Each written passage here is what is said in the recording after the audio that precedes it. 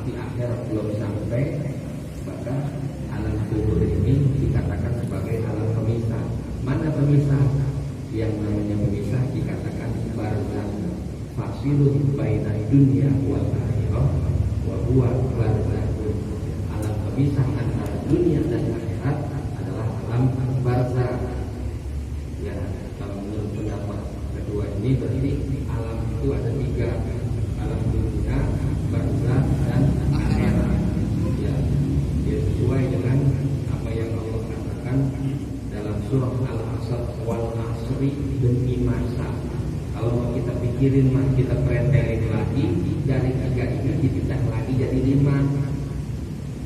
Alam itu ada 5. Yang pertama mati, alam yang udah lewat.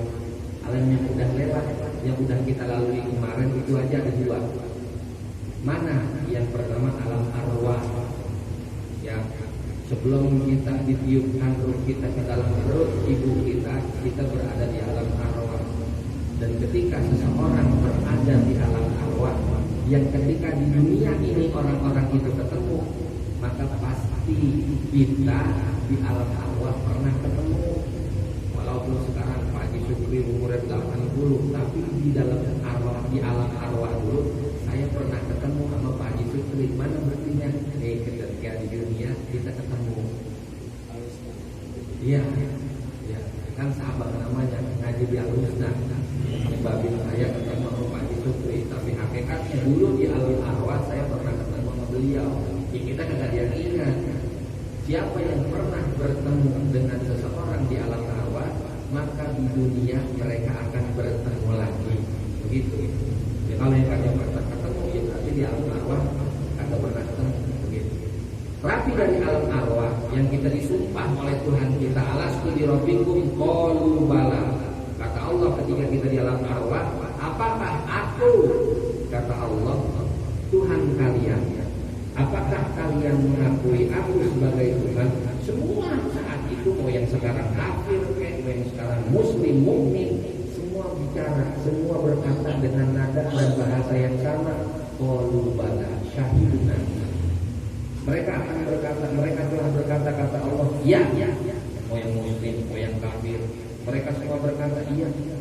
Qalu bala, benar ya Allah, syahidna, kami bersaksi bahwa Engkau adalah Tuhan kami. Cuman begitu masuk ke alam kedua, ini namanya alam butun, alam perut. Ya suka nggak suka, percaya nggak percaya, ya kita pernah berada di dalam perut emak kita masing-masing. Ya, itu alam kedua. Lahir di alam yang ketiga, ini namanya alam dunia yang kita injak sekarang nih, yang sedang kita jalani.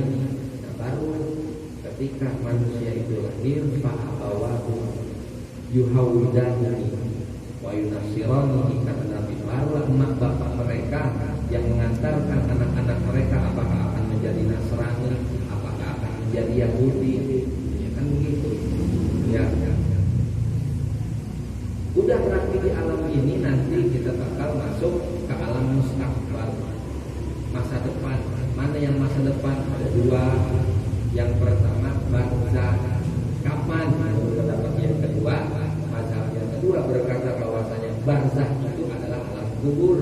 Sebelum kita dibangkitin, kita semuanya berada di alam barzakh. Satu lagi terakhir, mana? Baru yang kelima itu namanya alam akhirat. Nah, 5 masa, 5 alam yang bakal kita alami, itu dia. Semua dari kita akan mengalami masa-masa tersebut. Nah, kemudian yang malam hari ini kita bahas adalah pendapat yang ketiga. Ini yang barusan kita baca, yang kata Imam Az-Zamakhsyari, dimulainya kehidupan akhirat itu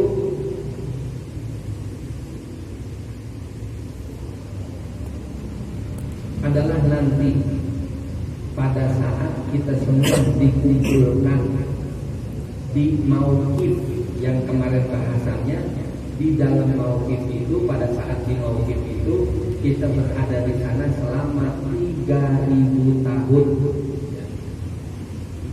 Udah masuk di alam kubur nih, ya, di alam kubur yang dapat nikmat kubur, yang dapat siksa kubur ya masing-masing. Itu masih alam barzah.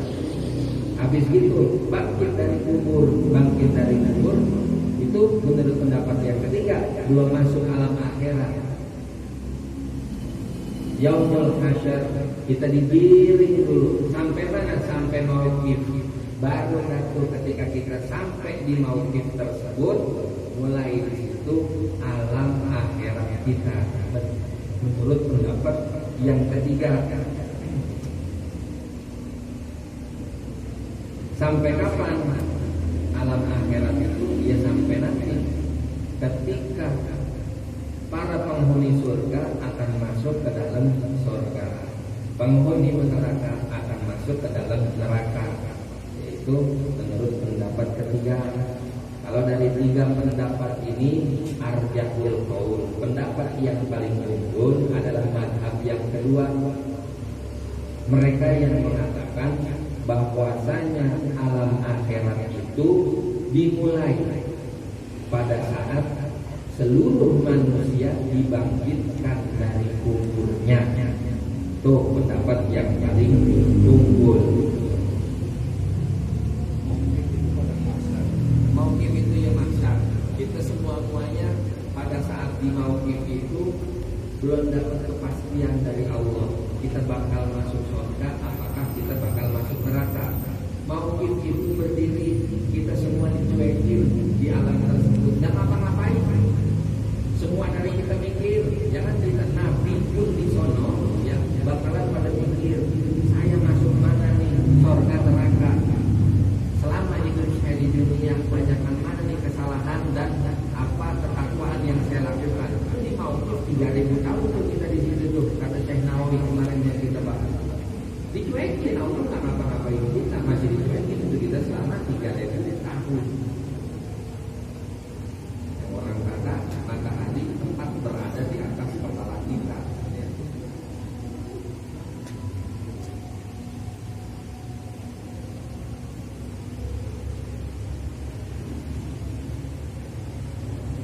Wa miqdaruhu, dan ukuran masa kehidupan akhirat bin nisbati ilal kufari,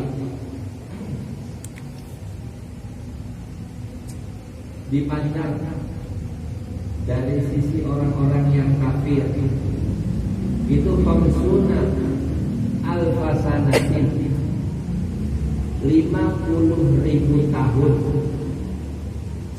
Kok lama banget? Li syiddati ahwalihi, lantaran kengerian huru-hara akhirat. Jadi ntar orang-orang kafir rasanya teror dari mulai di alam kubur sampai ntar mereka masuk ke dalam neraka yang kekal selamanya. Ya, itu 50.000 tahun perjalanan dari mulai dikubur, ya terus ditimbang sirot apa segala macam sampai mereka masuk ke dalam neraka. Itu perjalanan itu mereka rasakan lamanya seperti 50.000 tahun. Itu bagi yang kafir. Kenapa? Karena dahsyatnya teror saat kiamat, huru-hara saat kiamat. Ya orang kalau ngerasain sesuatu yang kagak enak, hawanya kan lama. Beda sama orang yang ngerasain sesuatu yang nikmat, pasti rasanya itu sehat-sehat amat. Kan begitu juga. Wa huwa akhafu min sholatin maktubatin fid dunya. Wa huwa alam akhirat akhafu min sholatin maktubatin, itu lebih ringan, lebih sebentar min sholatin maktubatin ketimbang sholat fardu fid dunya yang kita laksanakan selama di dunia. Bagi siapa? Bin nisbati ilal mu'minin sholih, bagi orang mukmin yang soleh. Kalau kata orang kafir, yang dirasakan oleh orang-orang kafir nanti kehidupan akhirat itu lamanya adalah 50.000 tahun. itu yang akan mereka rasakan, akan yang mereka rasakan. Tapi kita selaku orang yang mukmin, muslim, yang taat, yang sholih, bakal rasain kehidupan akhirat dari mulai di alam kubur sampai ntar kita masuk ke dalam surga. Rasanya apapun min sholatin maktubatin, lebih sebentar ketimbang sholat fardu. Taruh selama-lamanya kita sholat fardu berapa lama? Ada 15 menit. Oh iya, 15 menit. Baca bang, 15 menit lama-lama. Ya paling lama 10. Ya 10 juga lagi kita berkat aja kaki itu. Ya kita sholat paling 5 menit lah, taruh lah. Selama-lamanya kita sholat dah 5 menit. Nah itu yang bakal kita rasain. Lamanya perjalanan akhirat bagi orang mukmin yang sholih, yang taat terhadap Allah dan Rasulnya, mereka akan merasakan bahwasanya kehidupan akhirat itu cuma sebentar doang. Kata kita mah baru kemarin mati, lah udah di surga aja ini cepet amat. Kenapa? Karena saking menikmatinya. Abang nonton bola seru, tim yang bapak kemarin ya itu kan yang namanya main bola 2 kali 45, artinya 1,5 jam kan ya, 1,5 jam. Rasa cepet, kenapa cepet? Ya karena kita nikmatin banget, kita doyan apa yang kita tonton. Coba ngaji, setengah jam aja dalam hati kita ngedumel, ya lama banget kan ini, kata rapi-rapi, katanya yang terakhir, ada aja lagi yang dibahas. Kenapa? Karena kita nikmatin. Begitu juga nanti kelak di akhirat. Kalau kita dikasih kenikmatan surga, kenikmatan kubur, kita tidak akan merasa lama di kubur. Di akhirat pun juga akan begitu. Kenapa? Karena kita merasa nikmat. Mau tahu-tahu kita di surga sebentar banget. Oh ya benar. Waktu kemarin gua haji, saya ingat yang namanya kehidupan akhirat bagi orang-orang yang beriman, bagi orang-orang soleh yang taat, min sholatin maktubatin, lebih cepat ketimbang sholat fardu. Itu bagi orang-orang yang beriman, yang beramal soleh. Wa yatawassatu ala usatil mu'minina. Wa yatawassatu,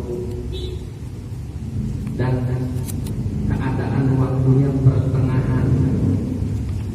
Bagi siapa? Ala usatil mu'minina, bagi orang-orang mukmin yang sering berbuat maksiat.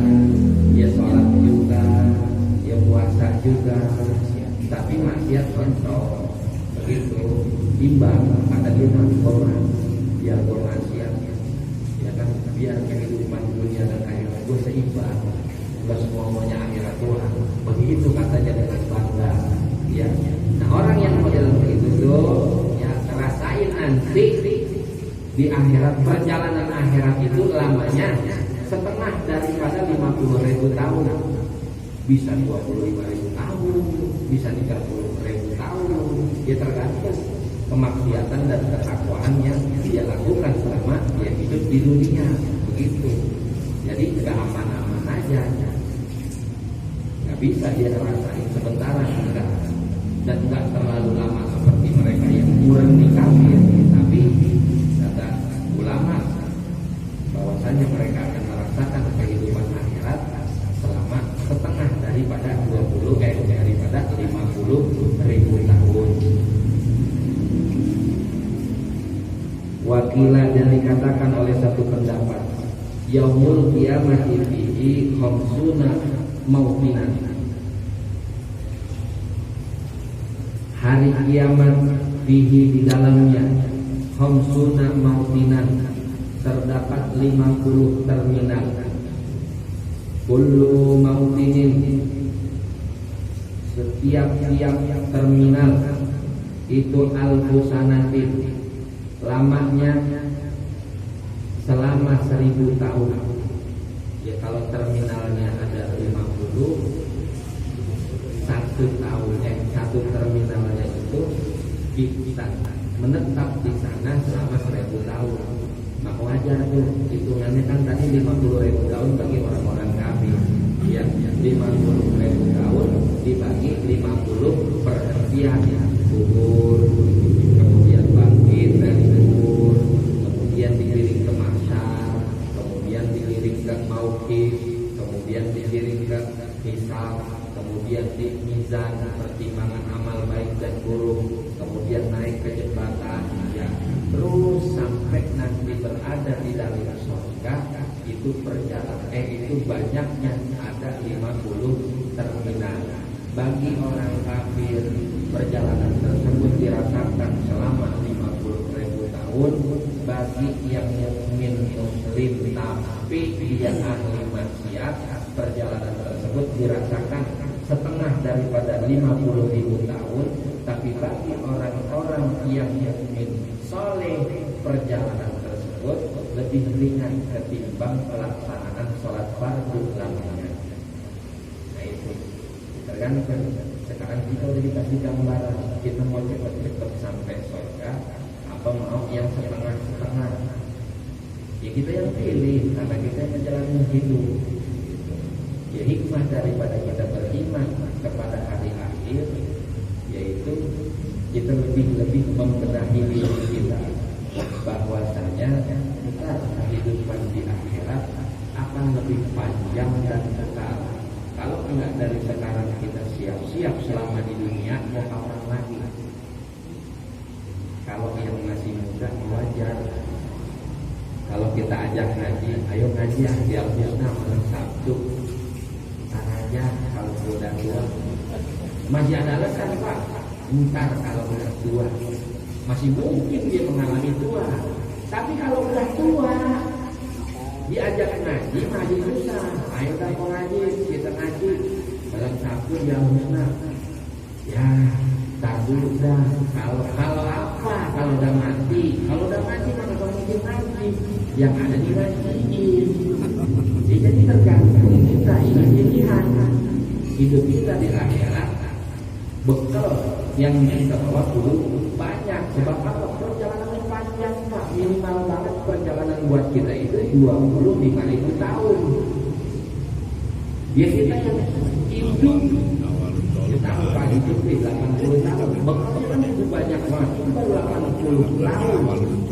Belum ada setengahnya daripada 25.000 yang dia cari untuk kehidupan dunia banyak. Ya apalagi kita yang besok bakal menyongsong kehidupan akhirat. Makanya Nabi ketika ditanya, wahai Nabi, manilah itu? Siapa itu orang yang pandai? Nabi jawab, akyasuhum aktaruhum dzikran lil mauti wastidadan lima ba'dal mauti. Orang yang pandai di antara mereka umat-umatku adalah mereka yang paling banyak mengingat tentang kematian, dan mereka yang paling banyak melakukan persiapan sebelum mereka mati untuk kehidupan mereka setelah mati. Itu kata Nabi, itu orang-orang yang pandai dari umatnya. Jadi bukan cuma dunia doang yang dipersiapkan. Nggak mungkin kita butuh dunia. Lah karena sekarang kita hidup di dunia Pak. Tapi kita butuh dunia sebagai batu loncatan kita untuk kehidupan kita di akhirat kelak. Artinya dunia yang ada saat ini kita butuh untuk pencarian bekal kita sebagai bekal di kehidupan akhirat kelak. Jadi hikmah orang kafir ngaji iman kepada hari akhir, dia sampai rumah dia kudu banyak mikir, kudu banyak perubahan. Iya, gue hidup di dunia bahwasanya entar gue akan mengalami yang namanya kehidupan akhirat, dan itu perjalanan panjang dan lama. Sekarang bagaimana gue mau perjalanan itu terasa cepat atau terasa lama? Pilihan ada di tangan kita. Kalau kita mau terasa cepat, ya jadilah kita orang yang soleh, orang yang tobat. Itu aja yang kita pikirin bulan-bulan dalam pikiran kita. Sehingga Allah tuntun kita untuk benar-benar menjadi hambanya yang soleh. Ketika nanti akan terjadi kehidupan akhirat kelak yang kita rasakan cuma sementara, lebih ringan ketimbang sholat yang kita lakukan selama di dunia. Ya maka tidak lain. Selalu kan yang kita baca kalau mengaji setelah salawat Ghostur kita baca wal habibul ladzi turja syafa'atuhu li kulli hawlin minal aqwalil mubatahimi.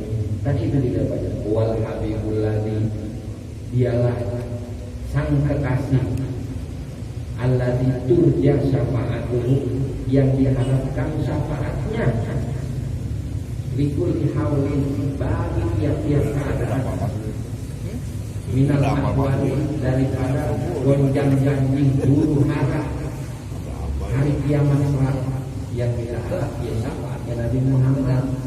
Kalau kita mau diakui sebagai umat, kita lakukan. Itu salah satu yang jarang Mustafa itu bocoran juga banyak. Banyak. Kalau orang yang doa ya, orang mau ujian nasional, dia kelas 6, dia kelas 3 SMP, dia kelas 5, dia kelas 3 SMA. Kan soalnya kalau boleh dibocorin, itu aja yang segitu kalau boleh dibocorin. Ya kita dulu belajar main. Lah besok akhirat kisi-kisinya, jangan kisi-kisinya, soalnya udah dibocorin semuanya. Masih ogah juga kita laporin kan kebangsaan. Ya soalnya dibocorin kan semua akhirat nanti begini. Kalau misalkan kalau kalian dibocorin ini di akhirat bakalan begitu. Kan dibocorin. Ya apalagi yang paling simpel, kunci jawabannya udah. Kata hadis kan Nabi bilang gitu, miftahul jannah la ilaha illallah. Nah itu kunci jawabannya. Kunci surga ya cuma satu, la ilaha illallah. Cuma makna daripada la ilaha illallah itu kan jabarannya luas. Nah ini termasuk daripada penjabaran makna la ilaha illallah.